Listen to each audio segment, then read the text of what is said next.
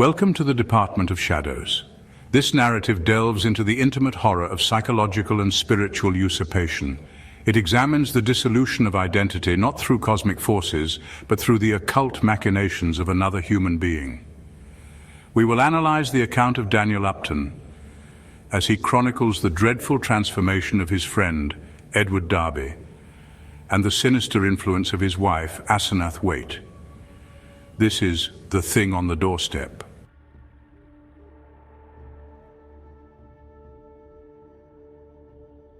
It is true that I have sent 6 bullets through the head of my best friend, and yet I hope to show by this statement that I am not his murderer.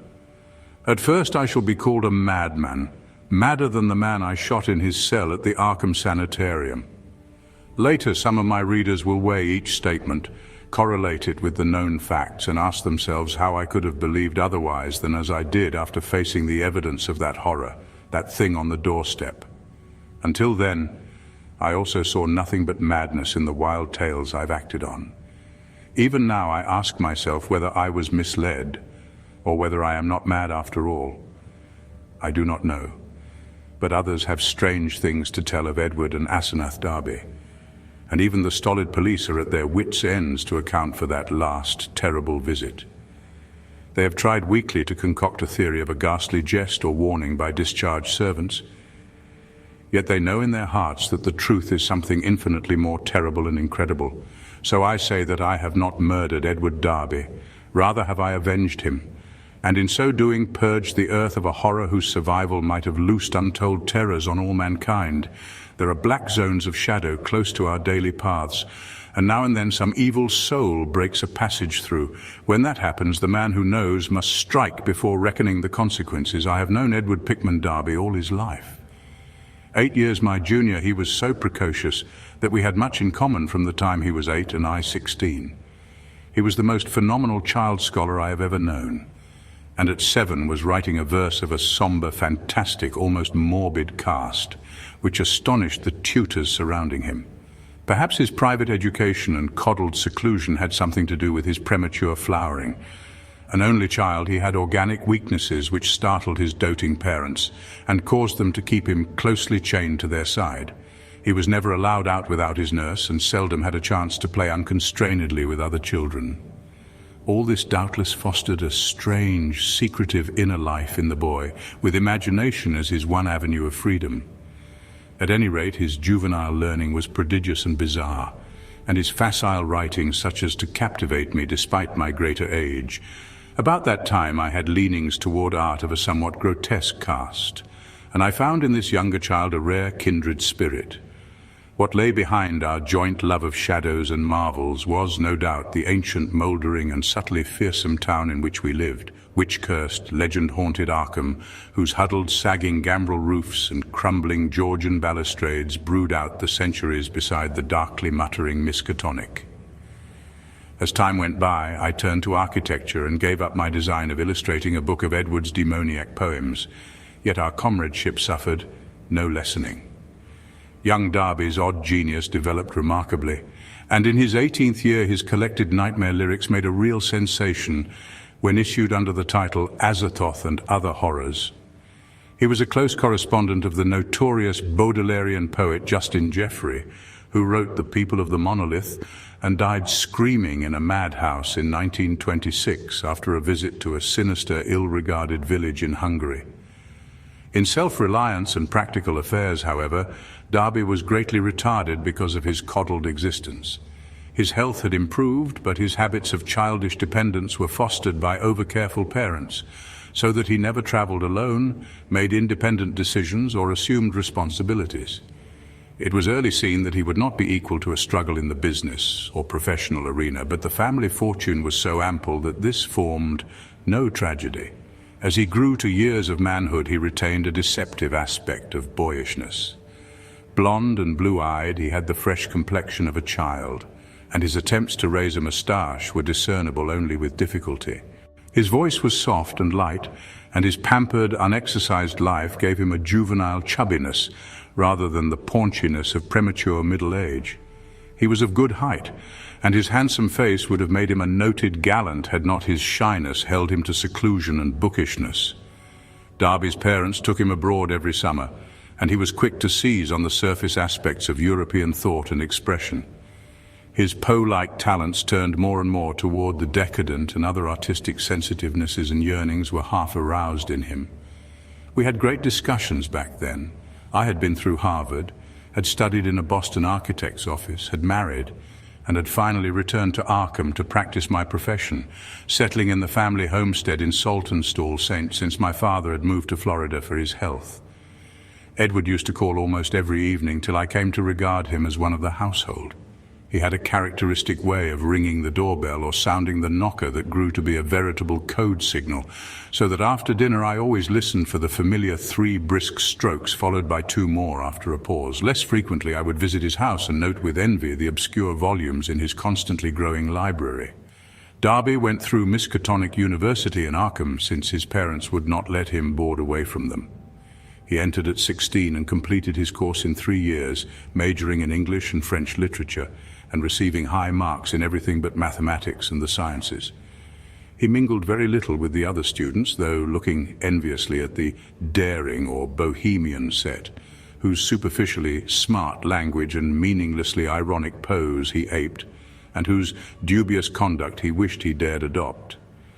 What he did do was to become an almost fanatical devotee of subterranean magical lore, for which Miskatonic's library was and is famous.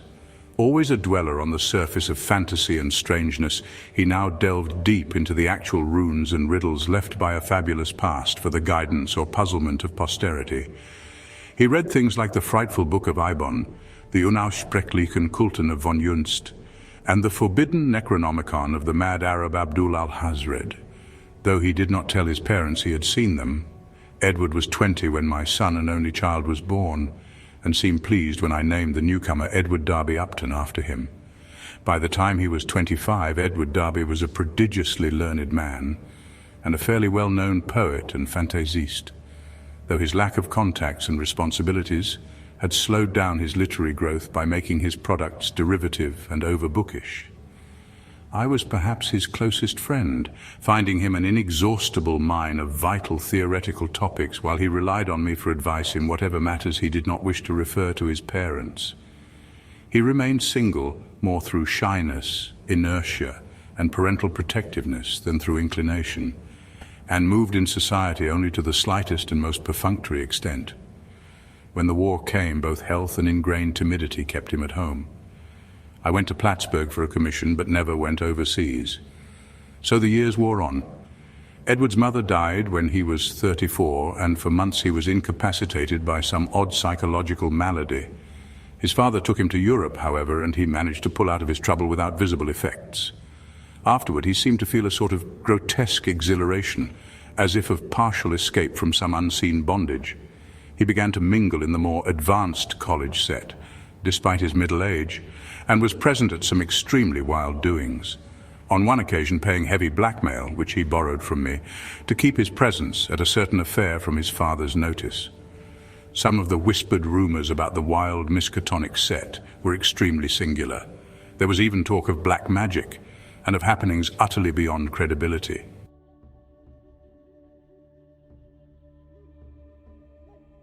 Edward was 38 when he met Asenath Waite.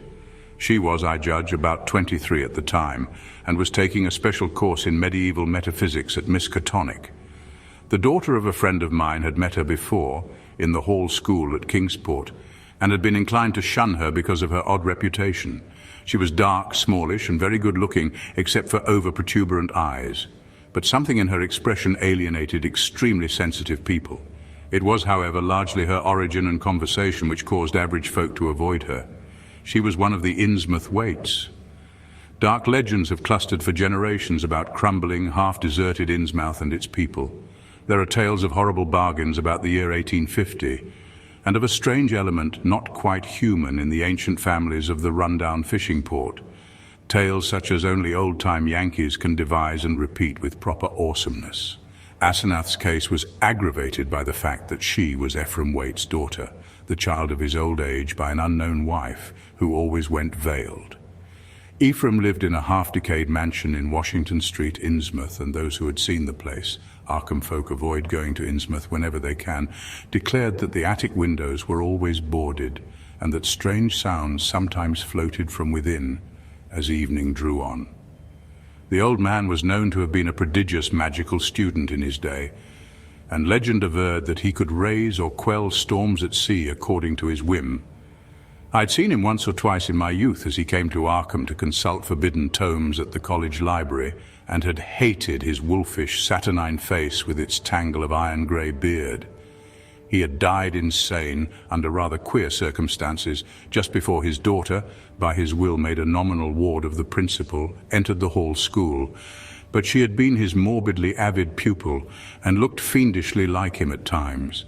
The friend whose daughter had gone to school with Asenath Waite repeated many curious things when the news of Edward's acquaintance with her began to spread about. Asenath, it seemed, had posed as a kind of magician at school, and had really seemed able to accomplish some highly baffling marvels. She professed to be able to raise thunderstorms, though her seeming success was generally laid to some uncanny knack at prediction. All animals markedly disliked her, and she could make any dog howl by certain motions of her right hand. There were times when she displayed snatches of knowledge and language very singular and very shocking for a young girl, when she would frighten her schoolmates with leers and winks of an inexplicable kind, and would seem to extract an obscene and zestful irony from her present situation. Most unusual, though, were the well-attested cases of her influence over other persons. She was, beyond question, a genuine hypnotist. By gazing peculiarly at a fellow student, she would often give the latter a distinct feeling of exchanged personality, as if the subject were placed momentarily in the magician's body and able to stare half across the room at her real body, whose eyes blazed and protruded with an alien expression. Asenath often made wild claims about the nature of consciousness and about its independence of the physical frame, or at least from the life processes of the physical frame. Her crowning rage, however, was that she was not a man, since she believed a male brain had certain unique and far-reaching cosmic powers. Given a man's brain, she declared, she could not only equal but surpass her father in mastery of unknown forces. Edward met Asenath at a gathering of intelligentsia held in one of the students' rooms. He couldn't talk about anything when he saw me the next day. He had found her full of the interests and erudition which engrossed him most, and was in addition wildly taken with her appearance. I had never seen the young woman and recalled casual references only faintly, but I knew who she was.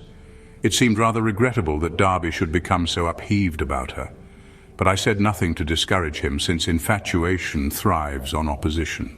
He was not, he said, mentioning her to his father. In the next few weeks, I heard of very little but Asenath from young Darby. Others now remarked Edward's autumnal gallantry, though they agreed that he did not look even nearly his actual age or seem at all inappropriate as an escort for his bizarre divinity. He was only a trifle paunchy despite his indolence and self-indulgence, and his face was absolutely without lines. Asenath, on the other hand, had the premature crow's feet which come from the exercise of an intense will. About this time, Edward brought the girl to call on me, and I at once saw that his interest was by no means one-sided. She eyed him continually with an almost predatory air, and I perceived that their intimacy was beyond untangling. Soon afterward, I had a visit from old Mr. Darby, whom I had always admired and respected. He had heard the tales of his son's new friendship, and had wormed the whole truth out of the boy. Edward intended to marry Asenath, and had even been looking at houses in the suburbs. Knowing my usually great influence with his son, the father wondered if I could help to break the ill-advised affair off, but I regretfully expressed my doubts. This time it was not a question of Edward's weak will, but of the woman's strong will. The perennial child had transferred his dependence from the parental image to a new and stronger image, and nothing could be done about it. The wedding was performed a month later by a justice of the peace, according to the bride's request. Mr. Darby, at my advice, offered no opposition, and he, my wife, my son, and I attended the brief ceremony, the other guests being wild young people from the college. Asenath had bought the old Crown-in-Shield place in the country at the end of High Street, and they proposed to settle there after a short trip to Innsmouth, whence 3 servants and some books and household goods were to be brought.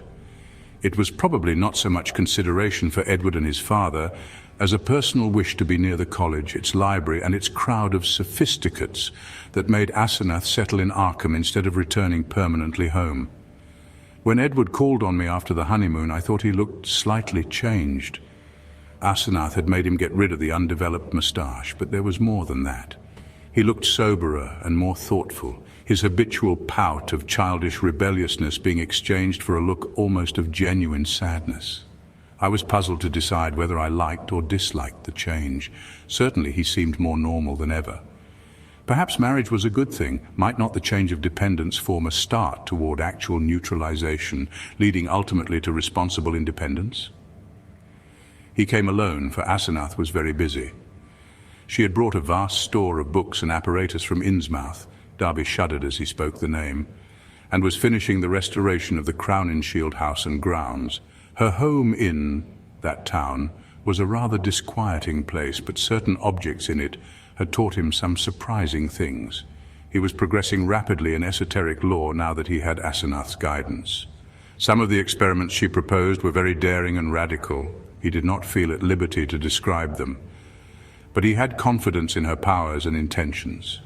The three servants were very queer, an incredibly aged couple who had been with old Ephraim and referred occasionally to him and to Asenath's dead mother in a cryptic way, and a swarthy young wench who had marked anomalies of feature and seemed to exude a perpetual odor of fish.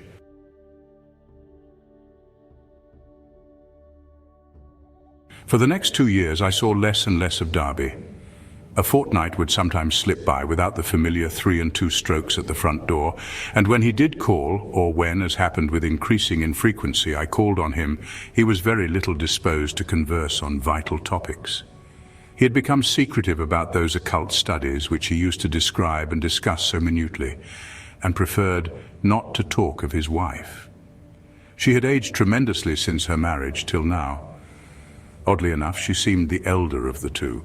Her face held the most concentratedly determined expression I had ever seen, and her whole aspect seemed to gain a vague, unplaceable repulsiveness. My wife and son noticed it as much as I, and we all ceased gradually to call on her, for which, Edward admitted in one of his boyishly tactless moments, she was unmitigatedly grateful. Occasionally the Darbys would go on long trips, ostensibly to Europe, though Edward sometimes hinted at obscure destinations. It was after the first year that people began talking about the change in Edward Darby. It was very casual talk, for the change was purely psychological, but it brought up some interesting points. Now and then, it seemed, Edward was observed to wear an expression and to do things wholly incompatible with his usual flabby nature. For example, although in the old days he could not drive a car, he was now seen occasionally to dash into or out of the old Crowninshield driveway with Asenath's powerful Packard, handling it like a master and meeting traffic entanglements with a skill and determination utterly alien to his accustomed nature. In such cases, he seemed always to be just back from some trip or just starting on one. What sort of trip, no one could guess, although he mostly favored the Innsmouth road. Oddly, the metamorphosis did not seem altogether pleasing. People said he looked too much like his wife, or like old Ephraim Waite himself in these moments, or perhaps these moments seemed unnatural, because they were so rare. Sometimes, hours after starting out in this way, he would return listlessly sprawled on the rear seat of the car, while an obviously hired chauffeur or mechanic drove. Also, his preponderant aspect on the streets during his decreasing round of social contacts, including, I may say, his calls on me, was the old-time indecisive one, its irresponsible childishness even more marked than in the past. While Asenath's face aged, Edward's, aside from those exceptional occasions, actually relaxed into a kind of exaggerated immaturity. Save when a trace of the new sadness or understanding would flash across it, it was really very puzzling.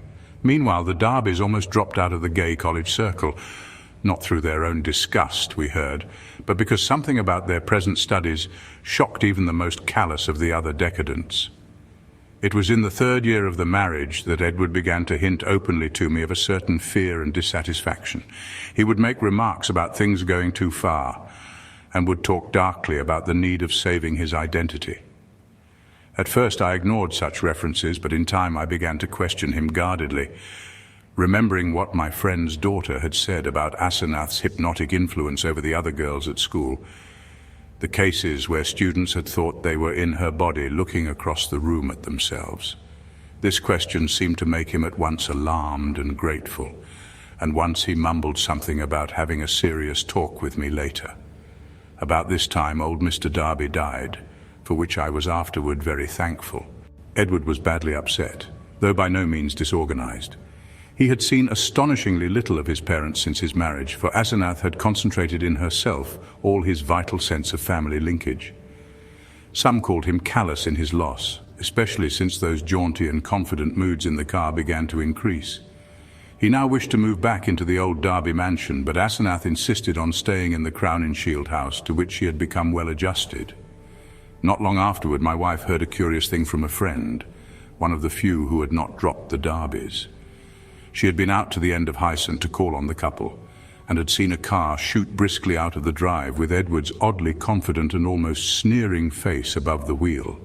Ringing the bell, she had been told by the repulsive wench that Asenath was also out, but had chanced to look up at the house in leaving. There, at one of Edward's library windows, she had glimpsed a hastily withdrawn face, a face whose expression of pain, defeat, and wistful hopelessness was poignant beyond description. It was incredibly enough in view of its usual domineering cast, Asenath's. Yet the caller had vowed that in that instant the sad, muddled eyes of poor Edward were gazing out from it. Edward's calls now grew a trifle more frequent, and his hints occasionally became concrete.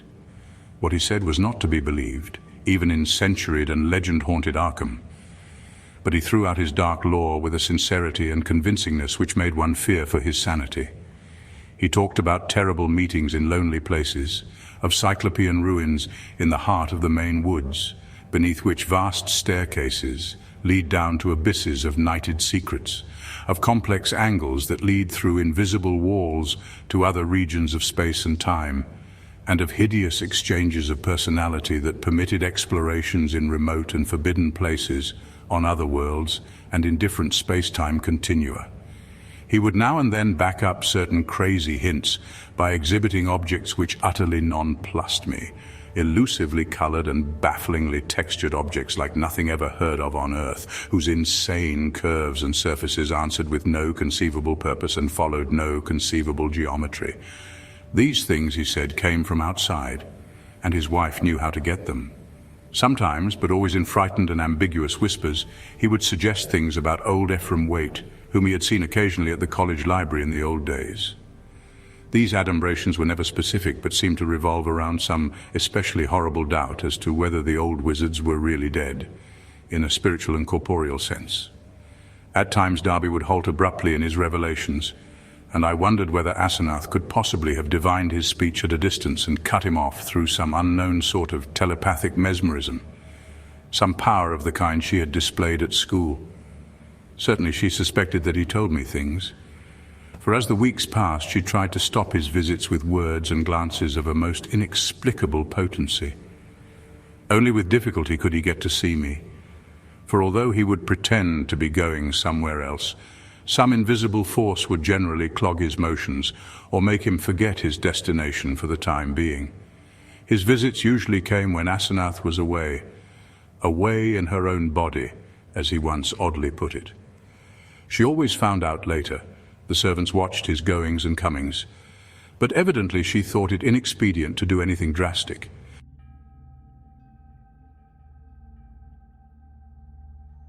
Darby had been married over 3 years that August day when I got the telegram from Maine.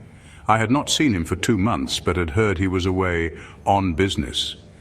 Asenath was supposed to be with him, though watchful gossips declared there was someone upstairs in the house behind the doubly curtained windows. They had watched the servants' purchases, and now the town marshal of Chesuncook had wired off the draggled madman who stumbled out of the woods with delirious ravings and screamed to me for protection. It was Edward, and he had been just able to recall his own name and my name and address. Chesuncook is close to the wildest, deepest, and least explored forest belt in Maine. It took a whole day of feverish jolting through fantastic and forbidding scenery to get there in a car. I found Darby in a cell at the town farm, vacillating between frenzy and apathy, He knew me at once and began pouring out a meaningless, half-incoherent torrent of words in my direction. "Dan, for God's sake, the pit of the Shoggoths, down the 6,000 steps, the abomination of abominations. I never would let her take me, and then I found myself there. Ir Shub-Niggurath." The shape rose up from the altar, and there were 500 that howled. The hooded thing bleated Camog. That was old Ephraim's secret name in the coven. I was there, where she promised she wouldn't take me. A minute before I was locked in the library, and then I was there where she had gone with my body, in the place of utter blasphemy, the unholy pit where the Black Realm begins and the Watcher guards the gate.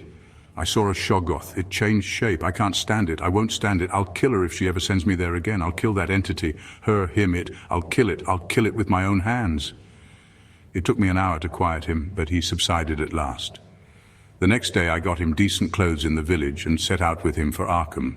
His fury of hysteria was spent and he was inclined to be silent, though he began muttering darkly to himself when the car passed through Augusta, as if the sight of a city aroused unpleasant memories.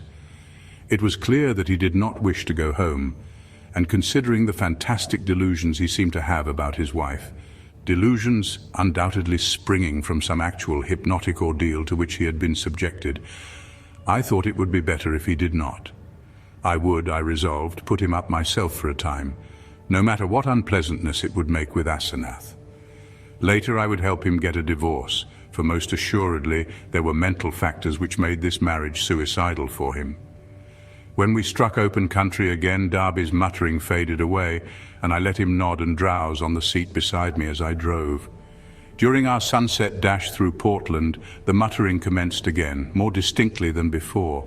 As I listened, I caught a stream of utterly insane drivel about Asenath. The extent to which she had preyed on Edward's nerves was plain, for he had woven a whole set of hallucinations around her. His present predicament, he mumbled furtively, was only one of a long series. She was getting hold of him, and he knew that someday she would never let go. Even now, she probably let him go only when she had to, because she couldn't hold on long at a time. She constantly took his body and went to nameless places for nameless rites, leaving him in her body and locking him upstairs.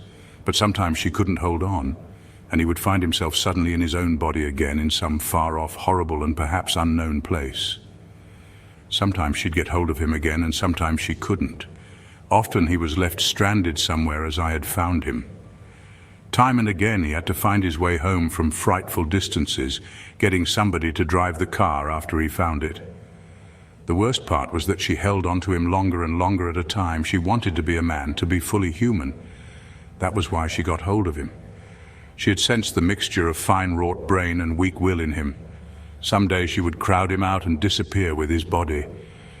Disappear to become a great magician like her father and leave him marooned in that female shell that wasn't even quite human. Yes, he knew about the Innsmouth blood now. There had been traffic with things from the sea. It was horrible. Dot and old Ephraim, he had known the secret, and when he grew old did a hideous thing to keep alive. He wanted to live forever. Asenath would succeed. One successful demonstration had taken place already. As Darby muttered on, I turned to look at him closely, verifying the impression of change which an earlier scrutiny had given me. Paradoxically, he seemed in better shape than usual, harder, more normally developed, and without the trace of sickly flabbiness caused by his indolent habits. It was as if he had been really active and properly exercised for the first time in his coddled life, and I judged that Asenath's force must have pushed him into unwanted channels of motion and alertness. But just now his mind was in a pitiable state, for he was mumbling wild extravagances about his wife, about black magic, about old Ephraim, and about some revelation which would convince even me. He repeated names which I recognized from bygone browsings in forbidden volumes, and at times made me shudder with a certain thread of mythological consistency, of convincing coherence which ran through his maundering. Again and again he would pause, as if to gather courage for some final and terrible disclosure. Dan, don't you remember him, the wild eyes and the unkempt beard that never turned white? He glared at me once and I never forgot it. Now she glares that way, and I know why. He found it in the Necronomicon, the formula. I don't dare tell you the page yet, but when I do, you can read and understand. Then you will know what has engulfed me. On, body to body to body, he means never to die. The life glow, he knows how to break the link. It can flicker on a while even when the body is dead. I'll give you hints, and maybe you'll guess. Listen, Dan, do you know why my wife always takes such pains with that silly backhand writing? Have you ever seen a manuscript of old Ephraim's? Do you want to know why I shivered when I saw some hasty notes Asenath had jotted down? Asenath, is there such a person? Why did they half think there was poison in old Ephraim's stomach? Why do the Gilmans whisper about the way he shrieked like a frightened child when he went mad and Asenath locked him up in the padded attic room where the other had been? Was it old Ephraim's soul that was locked in? Who locked in whom? Why had he been looking for months for someone with a fine mind and a weak will? Why did he curse that his daughter wasn't a son? Tell me, Daniel Upton, what devilish exchange was perpetrated in the house of horror where that blasphemous monster had his trusting, weak-willed, half-human child at his mercy? Didn't he make it permanent, as she'll do in the end with me? Tell me why that thing that calls itself Asenath writes differently when off guard, so that you can't tell its script from. Then something happened. Darby's voice was rising to a thin treble scream as he raved, when suddenly it was shut off with an almost mechanical click. I thought of those other occasions at my home when his confidence had abruptly ceased, when I'd half fancied that some obscure telepathic wave of Asenath's mental force was intervening to keep him silent. This, though, was something altogether different, and I felt infinitely more horrible. The face beside me was twisted almost unrecognizably for a moment, while through the whole body there passed a shivering motion, as if all the bones, organs, muscles, nerves and glands were readjusting themselves to a radically different posture, set of stresses and general personality. Just where the supreme horror lay, I could not for my life tell. Yet there swept over me such a swamping wave of sickness and repulsion, such a freezing, petrifying sense of utter alienation and abnormality, that my grasp of the wheel grew feeble and uncertain. The figure beside me seemed less like a lifelong friend than like some monstrous intrusion from outer space, some damnable, utterly accursed focus of unknown and malign cosmic forces. I had faltered only a moment, but before another moment was over, my companion had seized the wheel and forced me to change places with him. The dusk was now very thick and the lights of Portland far behind, so I could not see much of his face. The blaze of his eyes, though, was phenomenal, and I knew that he must now be in that queerly energized state, so unlike his usual self, which so many people had noticed. It seemed odd and incredible that listless Edward Darby, he who could never assert himself and who had never learned to drive, should be ordering me about and taking the wheel of my own car, yet that was precisely what had happened. He did not speak for some time, and in my inexplicable horror I was glad he did not. In the lights of Biddeford and Sacco I saw his firmly set mouth and shivered at the blaze of his eyes. The people were right. He did look damnably like his wife and like old Ephraim when in these moods. I did not wonder that the moods were disliked. There was certainly something unnatural and diabolic in them, and I felt the sinister element all the more because of the wild ravings I had been hearing. This man, for all my lifelong knowledge of Edward Pickman Darby, was a stranger, an intrusion of some sort from the black abyss. He did not speak until we were on a dark stretch of road, and when he did, his voice seemed utterly unfamiliar. It was deeper, firmer, and more decisive than I had ever known it to be, while its accent and pronunciation were altogether changed, though vaguely, remotely, and rather disturbingly recalling something I could not quite place. There was, I thought, a trace of very profound and very genuine irony in the timbre, not the flashy, meaninglessly jaunty pseudo-irony of the callow sophisticate, which Darby had habitually affected, but something grim, basic, pervasive, and potentially evil. I marveled at the self-possession so soon following the spell of panic-struck muttering. "I hope you'll forget my attack back there, Upton," he was saying. "You know what my nerves are, and I guess you can excuse such things. I'm extremely grateful, of course, for this lift home. And you must forget, too, any crazy things I may have been saying about my wife, and about things in general. That's what comes from overstudy in a field like mine. My philosophy is full of bizarre concepts, and when the mind gets worn out, it cooks up all sorts of imaginary concrete applications. I shall take a rest from now on. You probably won't see me for some time, and you needn't blame Asenath for it. This trip was a bit queer, but it's really very simple. There are certain Indian relics in the North Woods, standing stones and all that, which mean a good deal in folklore. And Asenath and I are following that stuff up. It was a hard search, so I seem to have gone off my head. I must send somebody for the car when I get home. A month's relaxation will put me back on my feet. I do not recall just what my own part of the conversation was, for the baffling alienage of my seatmate filled all my consciousness. With every moment, my feeling of elusive cosmic horror increased, till at length I was in a virtual delirium of longing for the end of the drive. Darby did not offer to relinquish the wheel, and I was glad of the speed with which Portsmouth and Newburyport flashed by. At the junction where the main highway runs inland and avoids Innsmouth, I was half afraid my driver would take the bleak shore road that goes through that damnable place. He did not, however, but darted rapidly past Rowley and Ipswich toward our destination. We reached Arkham before midnight and found the lights still on at the old Crowninshield house. Darby left the car with a hasty repetition of his thanks, and I drove home alone with a curious feeling of relief. It had been a terrible drive, all the more terrible because I could not quite tell why, and I did not regret Darby's forecast of a long absence from my company.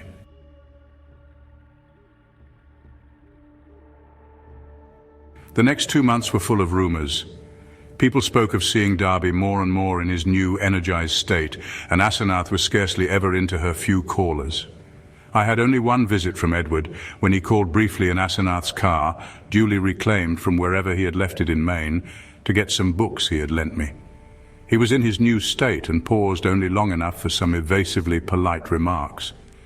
It was plain that he had nothing to discuss with me when in this condition, and I noticed that he did not even trouble to give the old 3 and 2 signal when ringing the doorbell.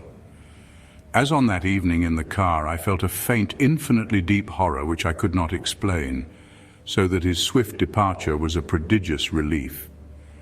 In mid-September, Darby was away for a week, and some of the decadent college set talked knowingly of the matter, hinting at a meeting with a notorious cult leader lately expelled from England who had established headquarters in New York. For my part, I could not get that strange ride from Maine out of my head. The transformation I had witnessed had affected me profoundly. I caught myself again and again trying to account for the thing, and for the extreme horror it had inspired in me. But the oddest rumors were those about the sobbing in the old Crowninshield house. The voice seemed to be a woman's, and some of the younger people thought it sounded like Asenath's. It was heard only at rare intervals and would sometimes be choked off as if by force.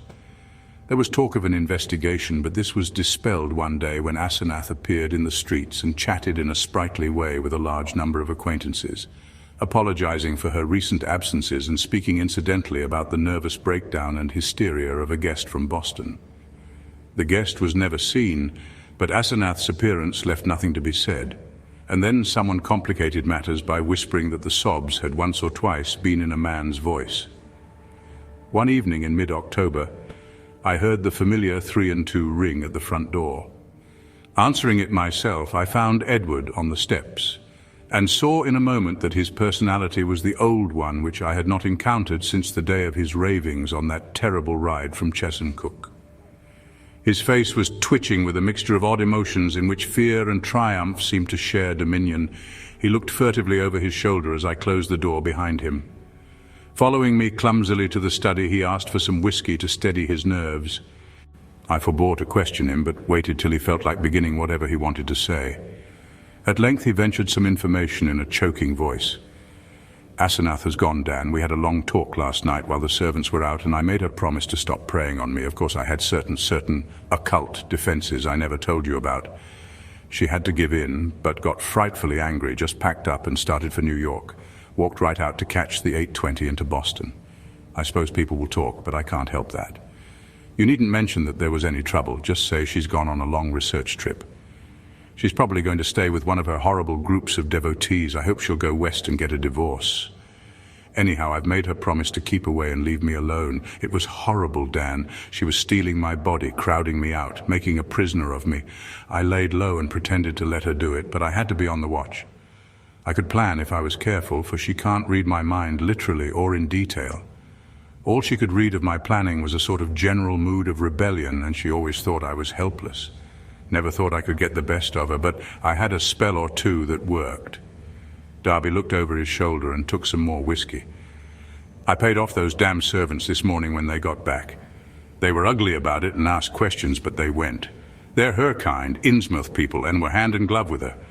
I hope they'll let me alone. I didn't like the way they laughed when they walked away. I must get as many of Dad's old servants again as I can. I'll move back home now. I suppose you think I'm crazy, Dan, but Arkham history ought to hint at things that back up what I've told you and what I'm going to tell you. You've seen one of the changes too, in your car after I told you about Asenath that day coming home from Maine. That was when she got me, drove me out of my body. The last thing of the ride I remember was when I was all worked up trying to tell you what that she-devil is. Then she got me, and in a flash I was back at the house, in the library where those damned servants had me locked up, and in that cursed fiend's body that isn't even human, Dot.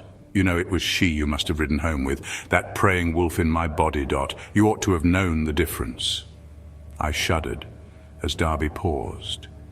Surely I had known the difference, yet could I accept an explanation as insane as this? But my distracted caller was growing even wilder.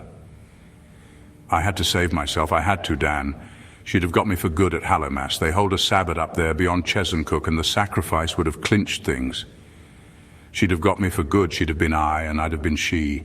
Forever too late, Dot. My body'd have been hers for good. She'd have been a man and fully human, just as she wanted to be.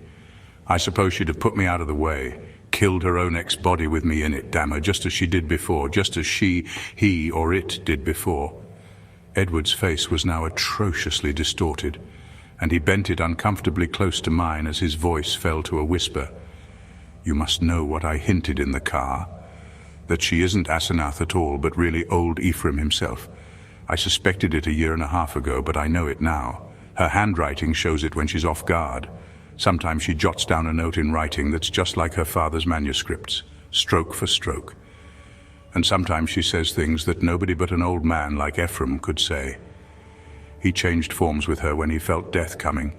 She was the only one he could find with the right kind of brain and a weak enough will. He got her body permanently, just as she almost got mine, and then poisoned the old body he'd put her into. Haven't you seen old Ephraim's soul glaring out of that she-devil's eyes dozens of times, and out of mine when she had control of my body? The whisperer was panting and paused for breath. I said nothing, and when he resumed, his voice was nearer normal. This, I reflected, was a case for the asylum, but I would not be the one to send him there. Perhaps time and freedom from Asenath would do its job. I could see that he would never wish to dabble in morbid occultism again. I'll tell you more later.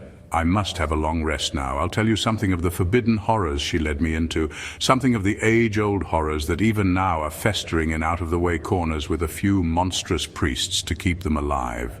Some people know things about the universe that nobody ought to know, and can do things that nobody ought to be able to do. I've been in it up to my neck, but that's the end. Today I'd burn that damn Necronomicon and all the rest if I were librarian at Miskatonic. But she can't get me now. I must get out of that accursed house as soon as I can and settle down at home. You'll help me, I know, if I need help. Those devilish servants, you know. And if people should get too inquisitive about Asenath, you see, I can't give them her address, Dot.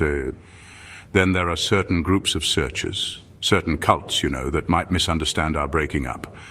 Some of them have damnably curious ideas and methods.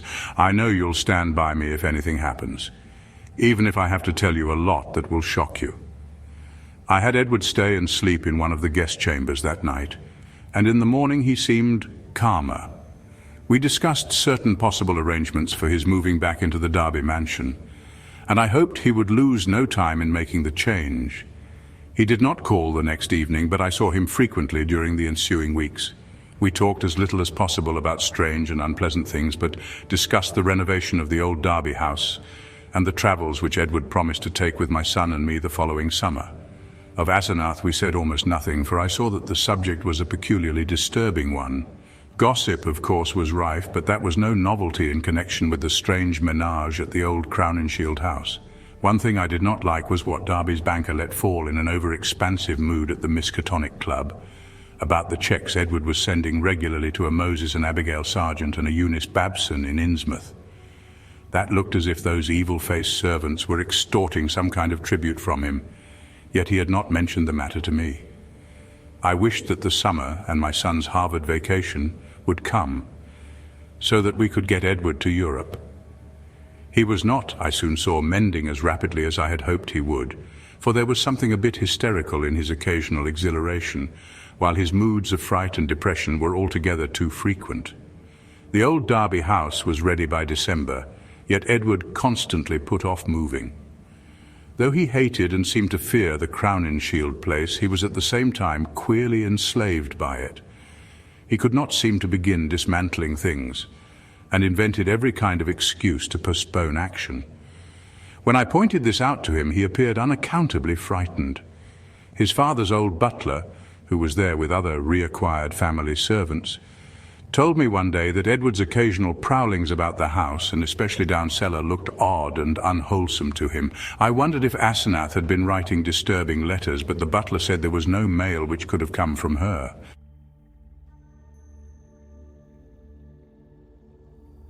It was about Christmas that Derby broke down one evening while calling on me. I was steering the conversation towards next summer's travels when he suddenly shrieked and leaped up from his chair with a look of shocking, uncontrollable fright. A cosmic panic and loathing such as only the nether gulfs of nightmare could bring to any sane mind.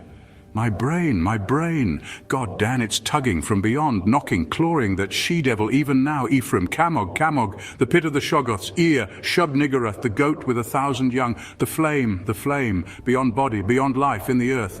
Oh, God. I pulled him back to his chair and poured some wine down his throat as his frenzy sank to a dull apathy. He did not resist, but kept his lips moving as if talking to himself. Presently I realized that he was trying to talk to me and bent my ear to his mouth to catch the feeble words. Again, she's trying. I might have known nothing can stop that force. Not distance, nor magic, nor death. It comes and comes, mostly in the night. I can't leave. It's horrible. Oh, God, Dan, if you only knew as I do just how horrible it is. When he had slumped down into a stupor, I propped him with pillows and let normal sleep overtake him. I did not call a doctor, for I knew what would be said of his sanity and wished to give nature a chance if I possibly could. He woke at midnight and I put him to bed upstairs, but he was gone by morning. He had let himself quietly out of the house, and his butler, when called on the wire, said he was at home pacing restlessly about the library. Edward went to pieces rapidly after that. He did not call again, but I went daily to see him. He would always be sitting in his library, staring at nothing and having an air of abnormal listening. Sometimes he talked rationally, but always on trivial topics. Any mention of his trouble, of future plans, or of Asenath would send him into a frenzy. His butler said he had frightful seizures at night, during which he might eventually do himself harm. I had a long talk with his doctor, banker and lawyer, and finally took the physician with 2 specialist colleagues to visit him. The spasms that resulted from the first questions were violent and pitiable, and that evening a closed car took his poor, struggling body to the Arkham Sanitarium. I was made his guardian and called on him twice weekly, almost weeping to hear his wild shrieks, awesome whispers, and dreadful droning repetitions of such phrases as, I had to do it, it'll get me, down there in the dark, mother, Dan, save me. How much hope of recovery there was, no one could say, but I tried my best to be optimistic. Edward must have a home if he emerged, so I transferred his servants to the Derby mansion, which would surely be his sane choice. What to do about the Crowninshield place with its complex arrangements and collections of utterly inexplicable objects I could not decide, so left it momentarily untouched, telling the Derby housemaid to go over and dust the chief rooms once a week, and ordering the furnace man to have a fire on those days. The final nightmare came before Candlemas, heralded in cruel irony by a false gleam of hope. One morning late in January, the sanitarium telephoned to report that Edward's reason had suddenly come back. His continuous memory, they said, was badly impaired, but sanity itself was certain. Of course, he must remain some time for observation, but there could be little doubt of the outcome. All going well, he would surely be free in a week. I hastened over in a flood of delight, but stood bewildered when a nurse took me to Edward's room. The patient rose to greet me, extending his hand with a polite smile. But I saw in an instant that he bore the strangely energized personality which had seemed so foreign to his own nature. The competent personality I had found so vaguely horrible. and which Edward himself had once vowed was the intruding soul of his wife. There was the same blazing vision, so like Asenath's and old Ephraim's, and the same firm mouth, and when he spoke I could sense the same grim, pervasive irony in his voice, the deep irony so redolent of potential evil. This was the person who had driven my car through the night 5 months before, the person I had not seen since that brief call when he had forgotten the old-time doorbell signal and stirred such nebulous fears in me. And now he filled me with the same dim feeling of blasphemous alienage and ineffable cosmic hideousness. He spoke affably of arrangements for release, and there was nothing for me to do but assent, despite some remarkable gaps in his recent memories. Yet I felt that something was terribly, inexplicably wrong and abnormal. There were horrors in this thing that I could not reach. This was a sane person, but was it indeed the Edward Darby I had known? If not, who or what was it, and where was Edward? Ought it to be free or confined, or ought it to be extirpated from the face of the earth? There was a hint of the abysmally sardonic in everything the creature said. The Asenath-like eyes lent a special and baffling mockery to certain words about the early liberty earned by an especially close confinement. I must have behaved very awkwardly and was glad to beat a retreat. All that day and the next I racked my brain over the problem. What had happened? What sort of mind looked out through those alien eyes in Edward's face? I could think of nothing but this dimly terrible enigma. I gave up all efforts to perform my usual work. The second morning, the hospital called up to say that the recovered patient was unchanged, and by evening I was close to a nervous collapse. A state, I admit, though others will vow it colored my subsequent vision. I have nothing to say on this point except that no madness of mine could account for all the evidence.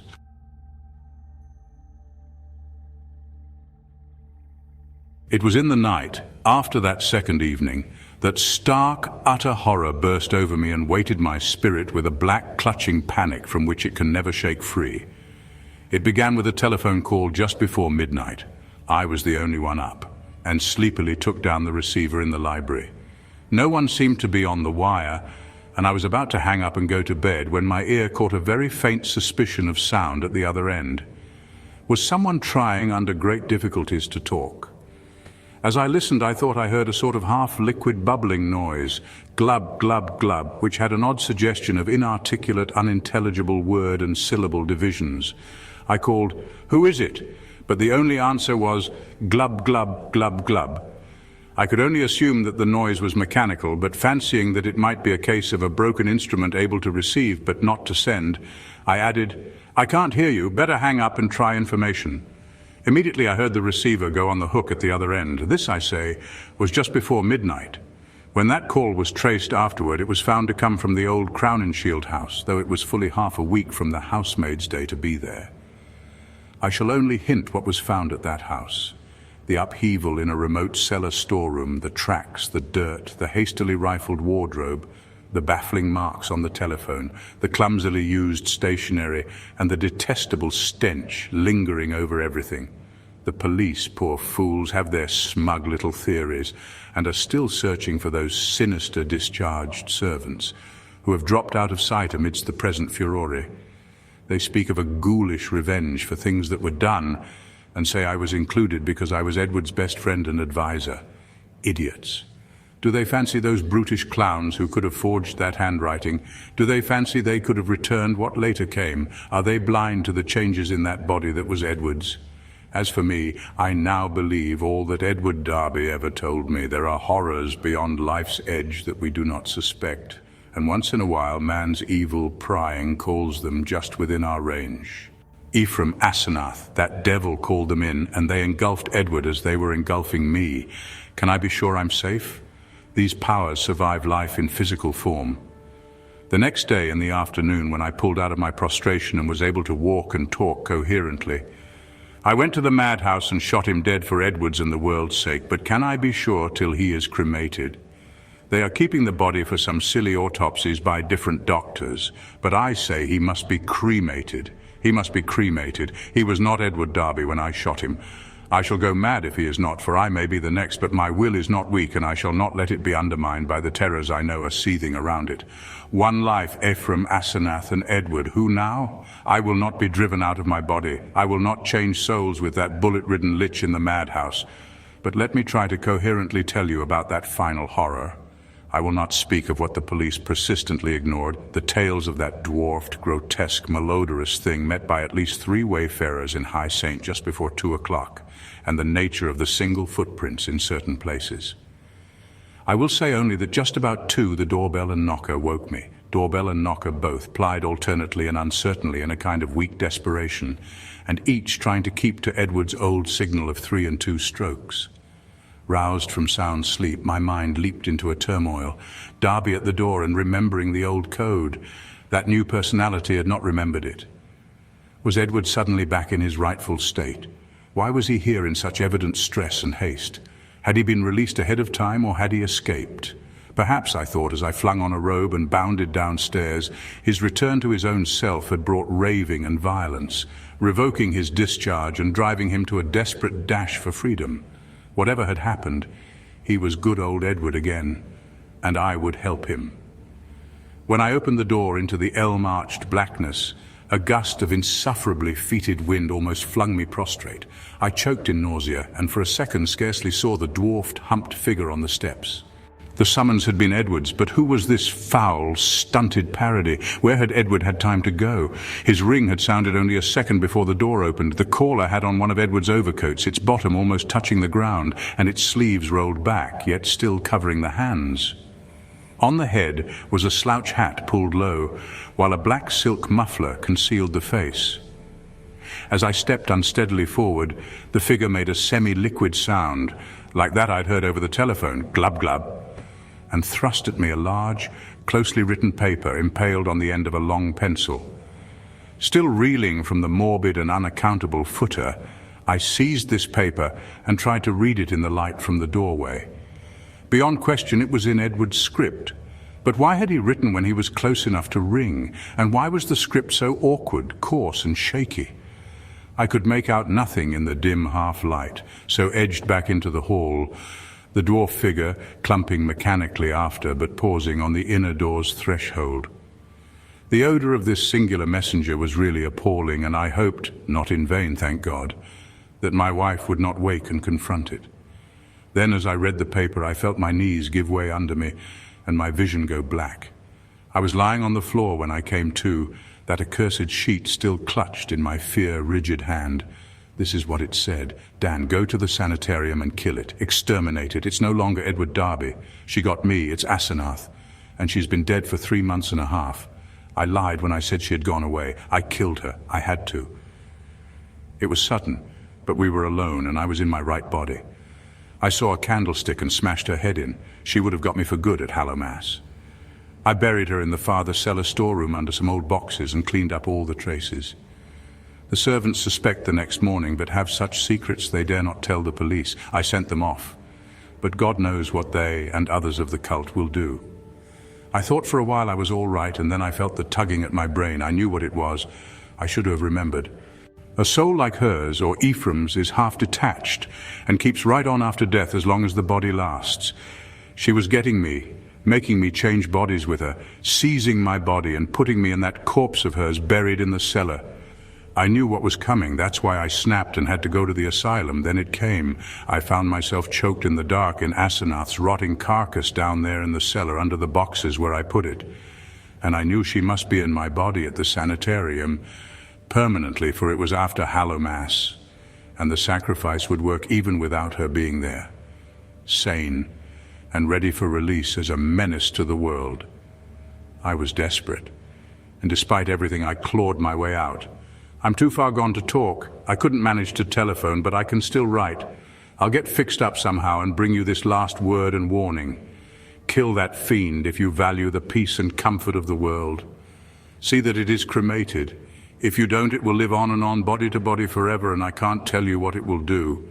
Avoid black magic, Dan. It's the devil's business. Goodbye. You've been a great friend. Tell the police whatever they'll believe, and I'm damnably sorry to drag all this on you.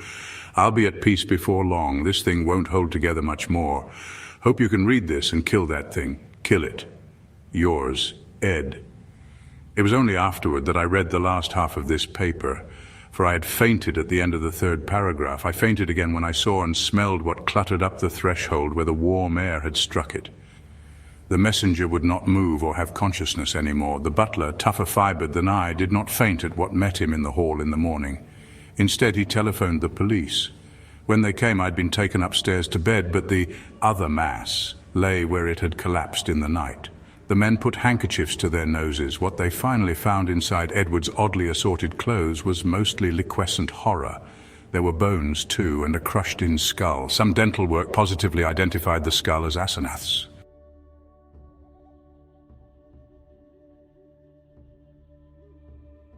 This story is a uniquely visceral and personal horror within Lovecraft's canon. It focuses on the violation of the self and the terrifying possibility that the people we know best can become vessels for another's will. Its true power lies in its exploration of a weak-willed protagonist's struggle against a dominant predatory consciousness. The final scene remains one of Lovecraft's most direct and shocking climaxes.